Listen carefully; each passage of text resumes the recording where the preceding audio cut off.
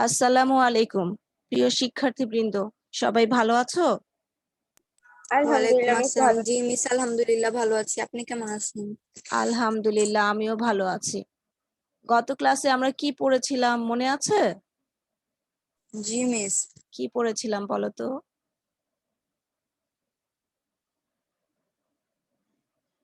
কি পড়েছিলাম বলো? গত ক্লাসে আমরা ফ্র্যাঞ্চাইজ চুক্তি অর্থাৎ চুক্তির বিষয়বস্তু, ফ্র্যাঞ্চাইজিং ব্যবসার সুবিধা অসুবিধা এগুলো পড়েছিলাম। ঠিক আছে, আজকে আমরা পড়বো মেধা সম্পদ। দেখতে গত পাচ্ছ? ক্লাসে আমরা ফ্রাঞ্চাইজিং চুক্তি পড়েছিলাম। হ্যাঁ, ফ্র্যাঞ্চাইজিং চুক্তি এটা সম্পূর্ণটাই পড়া হয়েছে। দেখো, চুক্তির বিষয়বস্তু, এরপরে ফ্র্যাঞ্চাইজিং ব্যবসার সুবিধা এবং ফ্র্যাঞ্চাইজিং ব্যবসার অসুবিধা। আজকে আমরা পড়বো মেধা সম্পদ। আমি স্ক্রিন শেয়ার করেছি, সবাই দেখতে পাচ্ছ কিনা বলো? জি মিস, দেখতে পাচ্ছি। জি মিস দেখতে পাচ্ছি। আচ্ছা, ঠিক আছে। মেধা সম্পদ ইংরেজিতে বলা হয় ইন্টেলেকচুয়াল প্রপার্টি। মনন ও মেধা দ্বারা সৃষ্ট কাজই মেধা সম্পদ। ঠিক আছে, এটা একটু আন্ডারলাইন করবা। অনেক সময় জ্ঞানমূলক কোশ্চেন হয় যে মেধা সম্পদ কি বা মেধা সম্পদ কাকে বলে, তখন আমরা এই লাইনটা ব্যবহার করে আনসার লিখতে পারবো যে মনন ও মেধা দ্বারা সৃষ্ট কাজই মেধা সম্পদ। ব্যবসা বা শিল্পে বা বাণিজ্যে প্রয়োগ উপযোগী আবিষ্কার, সাহিত্য ও শিল্পকর্ম, নকশা, প্রতীক, নাম ইত্যাদি মেধা সম্পদের অন্তর্ভুক্ত। শিল্প বা ব্যবসা উদ্যোক্তার মেধা সম্পদ বলতে ওইসব মূল্যবান সম্পদকে বোঝায় যা সে দীর্ঘদিন প্রচেষ্টা চালিয়ে উদ্ভাবন করেছে। এই লাইনটা একটু ব্র্যাকেটের ভিতরে রাখবা।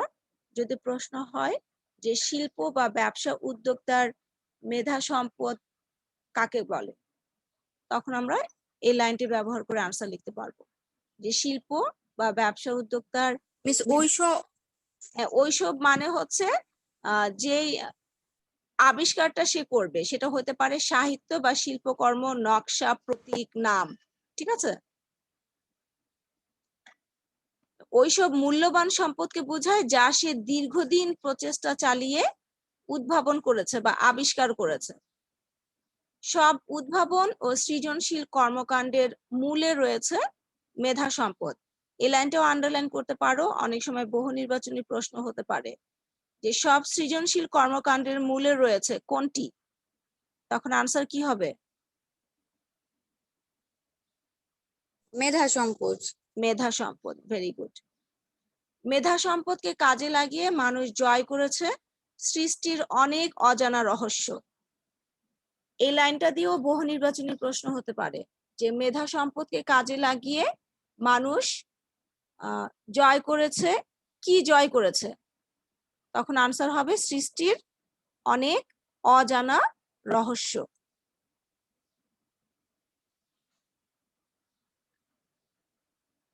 সম্ভব করে তুলেছে অনেক অসম্ভবকে। এইসব সম্পদের মধ্যে অর্থাৎ মেধা সম্পদের মধ্যে পেটেন্ট, ট্রেডমার্ক এবং কপিরাইট অন্যতম। একটু আন্ডারলাইন করবা যে মেধা সম্পদের মধ্যে কোনগুলো অন্যতম, তখন আনসার হবে পেটেন্ট, ট্রেডমার্ক এবং কপিরাইট। সারা বিশ্বের মতো বাংলাদেশেও ২৬ এপ্রিল বিশ্ব মেধা সম্পদ দিবস পালিত হয়। এই লাইনটা আন্ডারলাইন করবা। এই লাইনটা দিয়ে অনেক সময় জ্ঞানমূলক কিংবা বহু নির্বাচনী প্রশ্ন হতে পারে যে বিশ্ব মেধা সম্পদ দিবস পালিত হয় কত তারিখ, তখন আনসার কি হবে? 26 মে। No, 26 April. ২৬ এপ্রিল। বিশ্ব মেধা সম্পদ দিবস হচ্ছে ২৬ এপ্রিল। আচ্ছা, এই হলো মেধা সম্পদ। প্রত্যেকটা লাইন বুঝতে পেরেছো? জি মিস। জি মিস। কোনো লাইন নিয়ে কোনো সমস্যা আছে? No miss. আচ্ছা, ঠিক আছে। এরপর আমরা পড়বো পেটেন্ট। পেটেন্ট হলো এক ধরনের মেধা সম্পদ। পেটেন্টের মাধ্যমে এরূপ আবিষ্কারের জন্য আবিষ্কারককে তার স্বীকৃতি স্বরূপ একটি নির্দিষ্ট সময়ের জন্য একচেটিয়া মালিকানা প্রদান করা হয়। এক্ষেত্রে পণ্য বা সেবার উদ্ভাবক বা আবিষ্কারক ও সরকারের মধ্যে চুক্তি হয়। আবিষ্কারককে পেটেন্টটি প্রদানের অর্থ হলো এই নির্দিষ্ট সময়ের অন্য কেউ এটি তৈরি, ব্যবহার এবং বিক্রয় করতে পারবে না। অর্থাৎ আবিষ্কারক যে পণ্যটি আবিষ্কার করেছেন, একটা নির্দিষ্ট সময়ের জন্য আবিষ্কারককে সেই পণ্যটি তৈরি, ব্যবহার এবং বিক্রির একচেটিয়া অধিকার প্রদান করা হয়। সেই নির্দিষ্ট সময়ের মধ্যে অন্য কেউ সেই পণ্যটি তৈরি, ব্যবহার ও বিক্রয় করতে পারবে না। অনেক সময় কোনো অসাধু ব্যবসায়ী বা প্রতিযোগী বিধি লঙ্ঘন করে অর্থাৎ নিয়ম ভঙ্গ করে নকল পণ্য বাজারে বিক্রয় করে উদ্ভাবনকারীকে আর্থিকভাবে ক্ষতিগ্রস্ত করে। যিনি পণ্যটি আবিষ্কার করেছেন তার পণ্যটি তৈরি করতে যত খরচ হয়েছে সেটার সাথে সে কিছু মুনাফা যোগ করে সেই পণ্যটির বিক্রয় মূল্য নির্ধারণ করবেন। এখন অন্য কেউ সেই পণ্যটি নকল করে কম দামে যখন বাজারে বিক্রি করবে তখন কিন্তু আসল পণ্যটি মানুষ কিনবে না। মানুষ তখন বুঝতেও পারবে না যে নকল পণ্যই তারা কম দামে কিনছে। ঠিক আছে? যখন কম দামে নকল পণ্য কিনবে, আসল পণ্যটি কিনবে না, তখন কিন্তু আসল পণ্যের যিনি উদ্ভাবনকারী বা আবিষ্কারক ছিলেন তিনি আর্থিকভাবে ক্ষতিগ্রস্ত হবেন। পেটেন্ট করার প্রধান উদ্দেশ্য হলো শিল্প উদ্যোক্তার পরিশ্রমলব্ধ উদ্ভাবন নকল বা অন্য কোনো উপায়ে তৈরি বা বিক্রি করে যাতে কেউ আর্থিক সুবিধা অর্জন করতে না পারে তার ব্যবস্থা করা। ঠিক আছে? এটা হচ্ছে পেটেন্টের উদ্দেশ্য। এই লাইনটা আন্ডারলাইন করে রাখতে পারো। যদি প্রশ্ন হয় যে পেটেন্টের উদ্দেশ্য কি, তখন এই লাইনটা ব্যবহার করে আনসার লিখতে পারবে। পেটেন্টের উদ্দেশ্য হচ্ছে শিল্প উদ্যোক্তার পরিশ্রমলব্ধ আবিষ্কারকে নকল বা অন্য কোনো উপায়ে তৈরি বা বিক্রি করে যাতে অন্য কেউ আর্থিক সুবিধা অর্জন করতে না পারে তার ব্যবস্থা করা। ব্যবসা জগতে প্রকৃত উদ্ভাবক এইভাবে ক্ষতিগ্রস্ত হয়েছে বলে পেটেন্ট ধারণার উৎপত্তি হয়েছে। বস্তুত এই বিষয়ে শিল্প উদ্যোক্তার সচেতনতার অভাব বা অবহেলার কারণে অনেক সময় প্রতারিত হয়েছে। বাংলাদেশে 1911 সালের পেটেন্ট ও ডিজাইন আইন চালু আছে। এই লাইনটা আন্ডারলাইন করবা, অনেক সময় বহু নির্বাচনী প্রশ্ন হয় কিংবা জ্ঞানমূলক প্রশ্নও হতে পারে যে বাংলাদেশে কত সালের পেটেন্ট ও ডিজাইন আইন চালু আছে, তখন আনসার কি হবে? 1911 সালে। 1911 সালে। Very good. তাহলে এই পেটেন্ট দিয়ে অনেক সময় প্রশ্ন হয় যে পেটেন্ট কি বা কাকে বলে, জ্ঞানমূলক কোশ্চেন, অথবা পেটেন্ট বলতে কি বোঝায়, অনুধাবনের কোশ্চেন হতে পারে। দেখো তোমাদের আচ্ছা সুবিধার মিস, জন্য হ্যাঁ পেটেন্ট বলতে কি বোঝায় আমি লিখে দিয়েছি, বলো। পেটেন্টের একটা উদাহরণ কি দেওয়া যায়?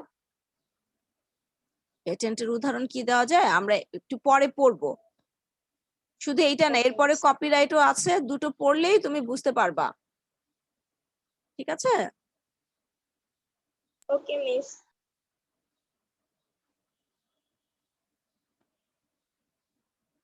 পেটেন্ট বলতে কি বোঝায় প্রশ্নটি লিখো, তারপর দেখো আমি আনসার লিখে দিয়েছি, তো দেখে দেখে আনসারটাও খাতায় লিখে নাও।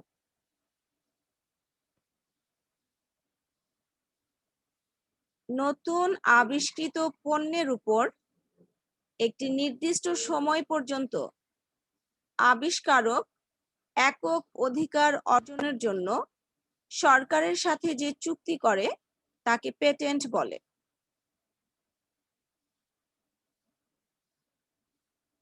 পেটেন্ট করার ফলে নির্দিষ্ট সময় পর্যন্ত আবিষ্কারক ছাড়া অন্য কেউ আবিষ্কৃত পণ্যটি তৈরি, ব্যবহার ও বিক্রয় করতে পারে না। কোনো অসাধু ব্যবসায়ী এটি করলে আবিষ্কারক তার বিরুদ্ধে আইনি ব্যবস্থা নিতে পারে। পেটেন্ট করার প্রধান উদ্দেশ্য হলো আবিষ্কারকের পরিশ্রমলব্ধ উদ্ভাবন অন্য কেউ নকল বা কোনো উপায়ে তৈরি বা বিক্রি করে যাতে আর্থিক সুবিধা অর্জন করতে না পারে সেই ব্যবস্থা করা। অর্থাৎ পেটেন্ট আবিষ্কারককে আর্থিক ক্ষতি থেকে রক্ষা করে। দেখে দেখে আনসারটা লিখে ফেলো।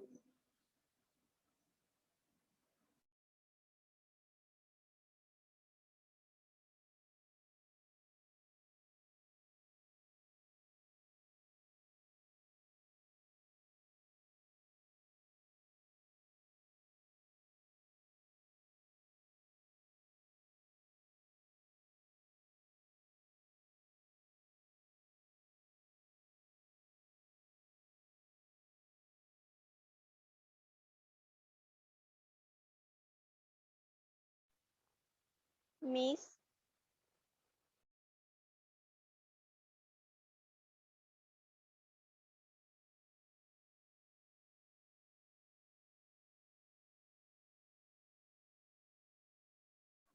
হ্যাঁ বলো, আমি শুনতে পাচ্ছি, বলো।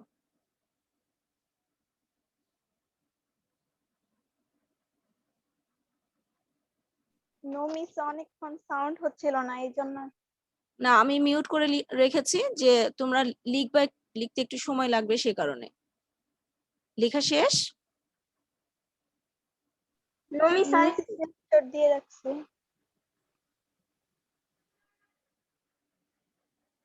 আচ্ছা, যার লেখা শেষ হয়নি সে একটু লিখে ফেলো তাড়াতাড়ি।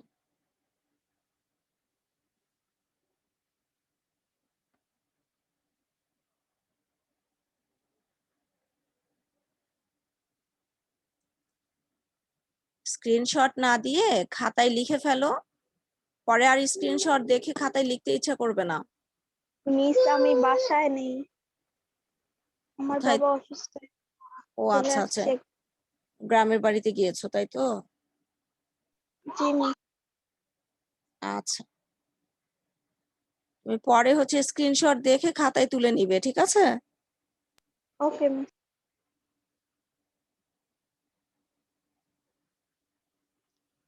অন্যদের কি লেখা হয়েছে? জি মিস। আচ্ছা, যদি প্রশ্ন হয় পেটেন্ট কি বা পেটেন্ট কাকে বলে, তখন কিন্তু এই প্রথম লাইনটাই তোমার আনসার হয়ে যাবে। জ্ঞানমূলক কোশ্চেন যদি হয় পেটেন্ট কাকে বলে, যে নতুন আবিষ্কৃত পণ্যের উপর একটি নির্দিষ্ট সময় পর্যন্ত আবিষ্কারক একক অধিকার অর্জনের জন্য সরকারের সাথে যে চুক্তি করে তাকে পেটেন্ট বলে। ঠিক আছে? পেটেন্ট হচ্ছে পণ্যের ক্ষেত্রে ব্যবহার করা হয়। আবিষ্কারক এবং সরকারের মধ্যে একটি চুক্তি, সেই চুক্তি অনুযায়ী একটি নির্দিষ্ট সময় পর্যন্ত আবিষ্কারক সেই পণ্যটি তৈরি, বিক্রি এবং ব্যবহার করার একক অধিকার পাবে। ঠিক আছে? আর যদি বলা হয় পেটেন্ট বলতে কি বোঝায়, তাহলে যে সংজ্ঞা লিখে তারপরে এই লাইনগুলা লিখবা। পেটেন্ট নিয়ে আর কারো কোনো প্রশ্ন আছে? আচ্ছা, কে যেন একজন আমাকে বলেছিলে যে পেটেন্টের উদাহরণ কি হতে পারে? মিস, আমি বলেছিলাম। আচ্ছা, তোমাদের এই অধ্যায়ের শেষে দেখো সৃজনশীল প্রশ্ন 2 নাম্বার, যেটা একটু উদ্দীপকটা আমাকে পড়ে শোনাও।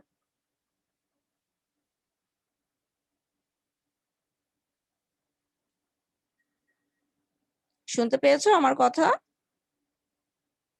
জি মিস। হ্যাঁ, উদ্দীপক পেয়েছো? 72 পৃষ্ঠায় দেখো, জনাব সবুজ একজন হ্যাঁ। উদ্ভাবক। জনাব সবুজ একজন উদ্ভাবক। তিনি দীর্ঘদিন গবেষণা করে এমন একটি সৌরশক্তি চালিত পানি সেচের যন্ত্র আবিষ্কার করেন যেটি বাজারে প্রচলিত অন্যান্য সেচ যন্ত্র থেকে আলাদা। জাতীয় বিজ্ঞান মেলায় অংশগ্রহণ করে এটি প্রথম স্থান অধিকার করে। তিনি এটি বাণিজ্যিক ভিত্তিতে উৎপাদন করে বাজারে ছাড়েন এবং ব্যাপক সাড়া পান।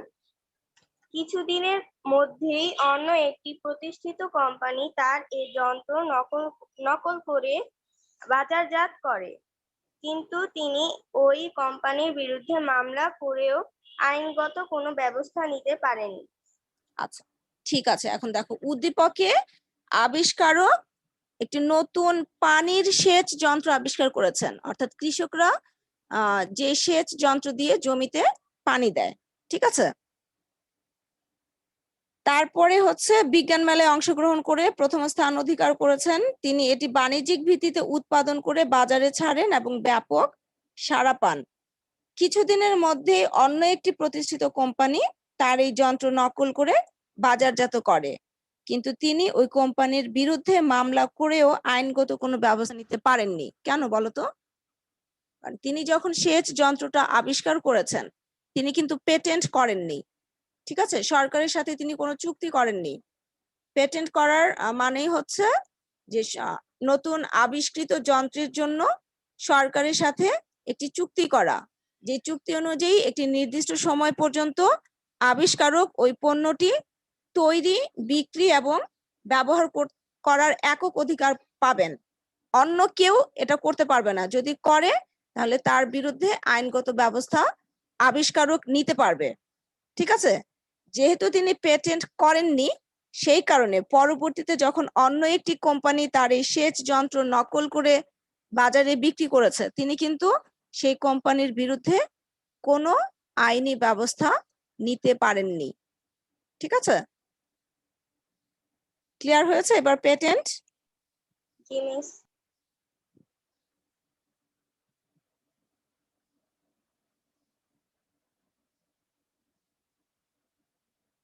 আর যদি ওনার হচ্ছে পেটেন্ট করা থাকতো তাহলে কিন্তু উনি আইনি ব্যবস্থা গ্রহণ করে যে কোম্পানি তার পণ্যটি নকল করেছে তার কাছ থেকে আর্থিক ক্ষতিপূরণ আদায় করতে পারতো।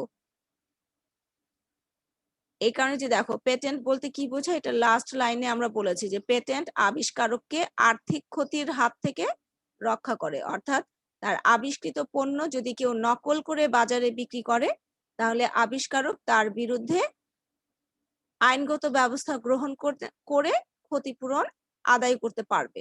আর যদি পেটেন্ট না করে তাহলে তার পক্ষে এই আর্থিক ক্ষতিপূরণ আদায় করা সম্ভব হয় না।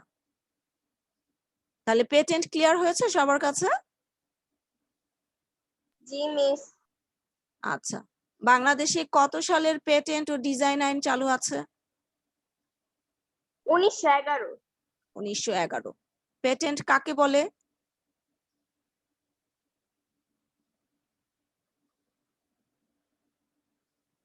পেটেন্ট কাকে বলে?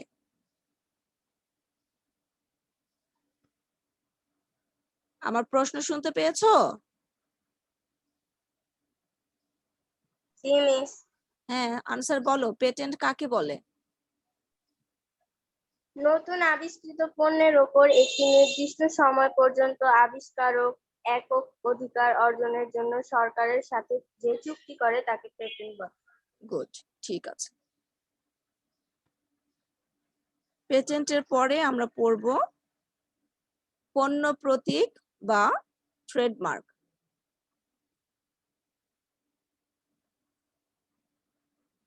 ঠিক আছে, পণ্য প্রতীক বা ট্রেডমার্ক। আচ্ছা, এটার আরো একটা নাম আছে, ব্র্যান্ড। ঠিক আছে, অবলিক দিয়ে এখানে লিখে রাখো, ব্র্যান্ড। বয় রফলা আকার 9 ড।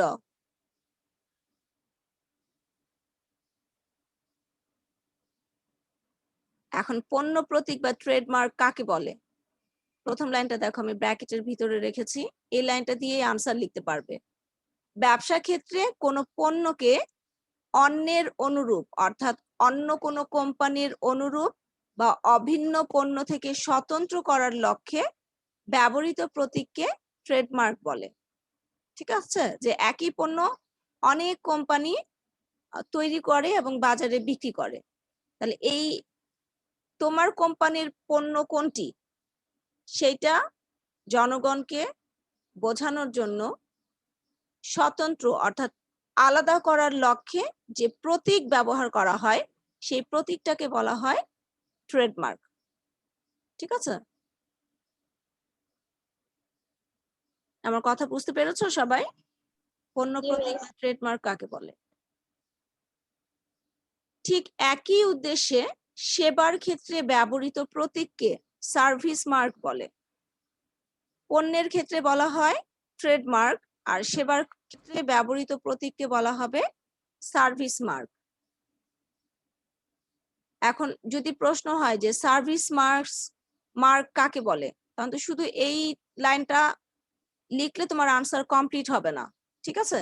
আমি বলছি একটু খাতায় লিখে নাও, সার্ভিস মার্ক কাকে বলে বা সার্ভিস মার্ক কি?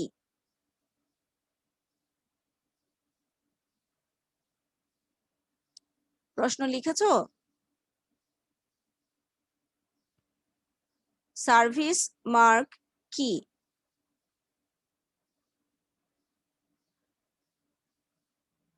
জি মিস, লিখেছি। আচ্ছা, এবার আনসার লেখো।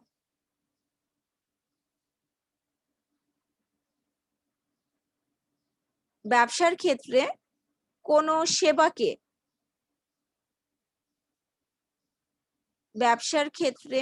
কোনো সেবাকে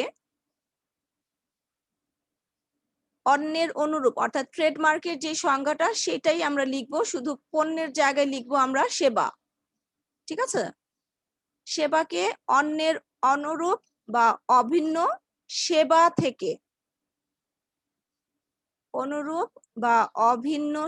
থেকে স্বতন্ত্র করার লক্ষ্যে ব্যবহৃত প্রতীককে সার্ভিস মার্ক বলে।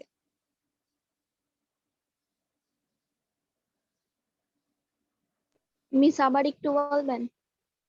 পণ্য প্রতীকের যেই আনসারটা দেওয়া আছে এই আনসারটাই তুমি দেখে দেখে লিখবা, শুধু পণ্যের জায়গায় সেবা লিখবা, ঠিক আছে?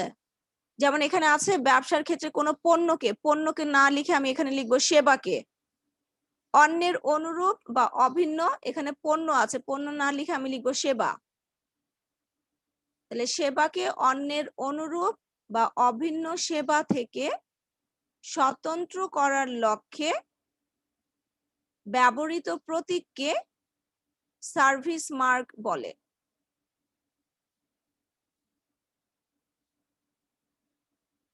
ঠিক আছে? জি মিস। আচ্ছা, তো সার্ভিস মার্কস এর উদাহরণ দাও তো। যেমন হাসপাতালগুলো কি করে, সেবা প্রদান করে না? জি মিস। প্রত্যেকটা হাসপাতালের কিন্তু আলাদা আলাদা প্রতীক আছে, চিহ্ন আছে, খেয়াল করেছো কখনো? ইবনে সিনা, মেডিনোভা, ল্যাবএইড, এরা কি একই রকম প্রতীক ব্যবহার করে? No no miss. মিস। হ্যাঁ, তাহলে সেবার ক্ষেত্রে যে প্রতীকটা ব্যবহার করা হয় সেটাকে বলা হচ্ছে সার্ভিস মার্ক, আর পণ্যের ক্ষেত্রে যেই প্রতীক ব্যবহার করা হয় সেটা হচ্ছে ট্রেডমার্ক। অন্যান্য কোম্পানির পণ্য থেকে নিজের পণ্যকে আলাদা করার লক্ষ্যে যে প্রতীক ব্যবহার করা হয় সেটাকে বলা হয় ট্রেডমার্ক। আচ্ছা, এরপরে দেখো, স্বাতন্ত্রতাই মার্ক বা প্রতীকের মূল বিষয়, অর্থাৎ মার্ক মানে হচ্ছে ট্রেডমার্ক বা পণ্য প্রতীকের মূল বিষয় হচ্ছে স্বাতন্ত্রতা। অনেক সময় এই লাইনটা দিয়ে বহু নির্বাচনী প্রশ্ন হয় যে পণ্য প্রতীকের মূল বিষয় কোনটি, তখন আনসার কি হবে?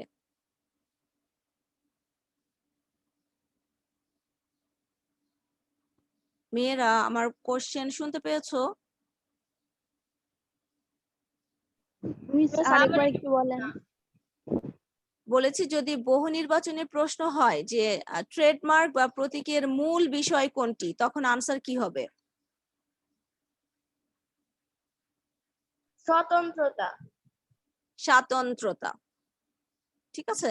অথবা এই প্রশ্নটা ঘুরিয়েও হতে পারে যে স্বাতন্ত্রতা কিসের মূল বিষয় বা স্বাতন্ত্রতা কোনটির মূল বিষয়, তখন আনসার কি হবে? মার্ক বা প্রতীকের।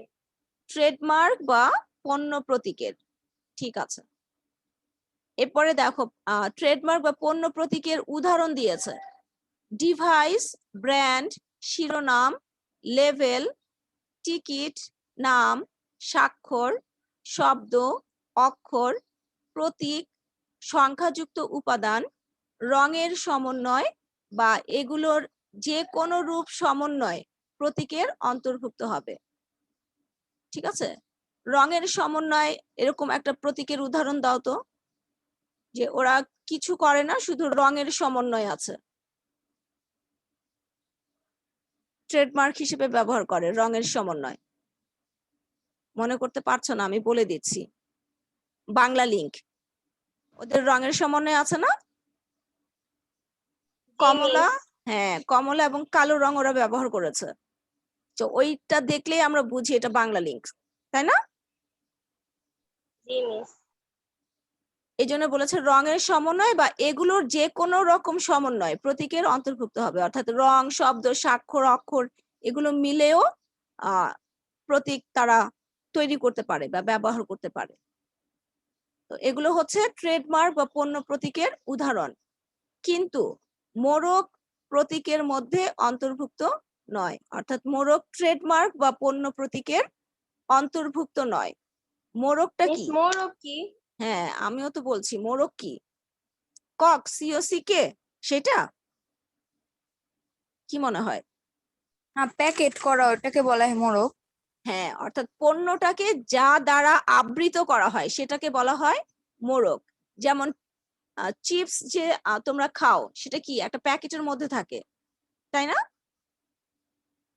জি মিস। হ্যাঁ, আবার আমরা যখন বিস্কুট কিনি সেটাও কিন্তু একটা প্যাকেটের ভিতরে থাকে। আমরা যখন টেলিভিশন কিংবা ফ্রিজ কিনি সেটাও কিন্তু একটা মোড়কের মধ্যেই থাকে। তাহলে যা দ্বারা পণ্যকে আবৃত করা হয় সেটাকে বলা হয় মোড়ক। এখন এই মোড়ক কিন্তু ট্রেডমার্ক বা পণ্য প্রতীকের অন্তর্ভুক্ত নয়। ঠিক আছে, মনে থাকবে। অনেক সময় এই লাস্ট লাইনটি দিয়েও বহু নির্বাচনী প্রশ্ন হতে পারে যে কোনটি পণ্য প্রতীকের অন্তর্ভুক্ত নয়, তখন আনসার কি হবে? মোরক। মোড়ক। গুড। আচ্ছা, পণ্য প্রতীকের থেকে দুটো প্রশ্ন হতে পারে, সেটা হচ্ছে একটু খাতায় লিখো, পণ্য প্রতীক বা ট্রেডমার্ক কাকে বলে? জ্ঞানমূলক কোশ্চেন।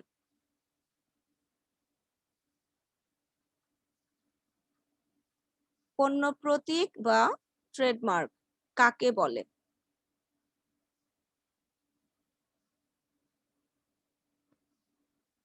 হয়েছে লেখা?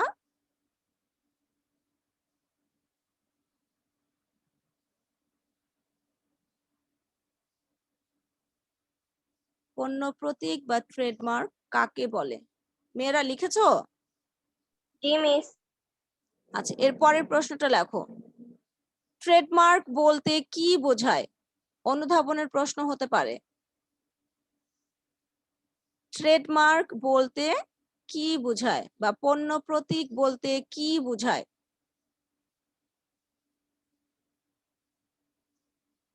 পণ্য প্রতীক বলতে কি বোঝায়?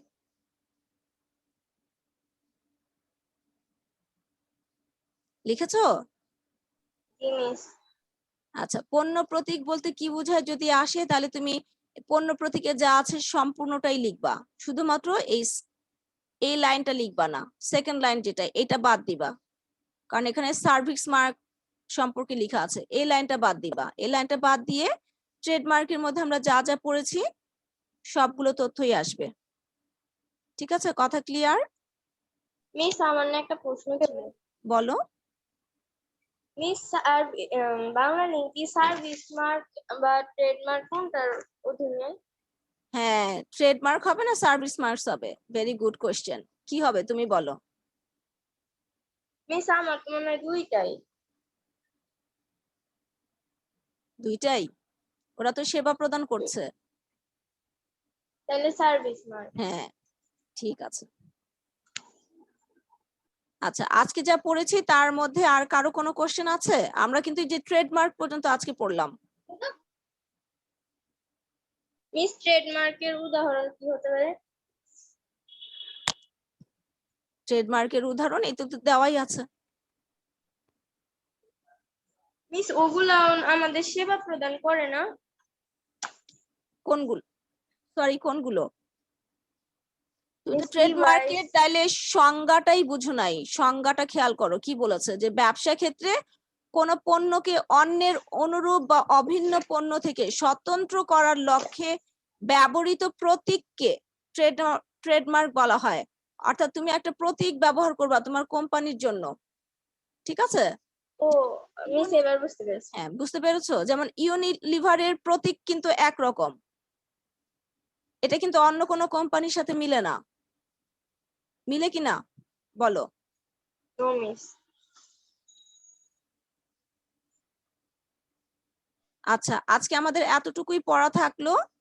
এর মধ্যে যা যা কোশ্চেন আমি দিয়েছি, লাইন আন্ডারলাইন করেছি, এগুলো বাসায় ভালো মতো দেখবা। নেক্সট ক্লাসে আজকে যতটুকু পড়েছি এর উপর থেকে আমি পরীক্ষা নিব, ঠিক আছে? আর খুব দ্রুত তোমরা রোল নাম্বার লিখো। আজকে কেউ রোল নাম্বার লিখোনি, আমি বলেছিলাম যে আমি বলি বা না বলি তোমরা জয়েন করেই রোল নাম্বার লিখে ফেলবা। চ্যাট বক্সে দ্রুত রোল নাম্বার লিখো। আমার ক্লাসের সময় প্রায় শেষ দেখাচ্ছে। সবাই চ্যাট বক্সে দ্রুত রোল নাম্বার লিখো। আনিসা লিখেছো, এরপর আফসানা, তারপর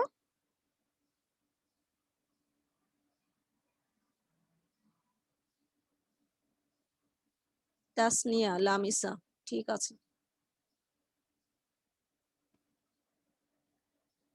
আমি তাহলে আজকের মতো এখানে ক্লাস শেষ করছি। ইনশাআল্লাহ নেক্সট ক্লাসে আবার আমাদের কথা হবে। সেই পর্যন্ত সবাই ভালো থেকো। আসসালামু আলাইকুম মিস। ওয়ালাইকুম আচ্ছা, আসসালামু আসসালাম। আলাইকুম। মিস দোয়া ওয়ালাইকুম করেন। আসসালাম। আসসালামু আলাইকুম মিস। ইনশাআল্লাহ তোমরাও আমার জন্য দোয়া করো। আল্লাহ হাফেজ।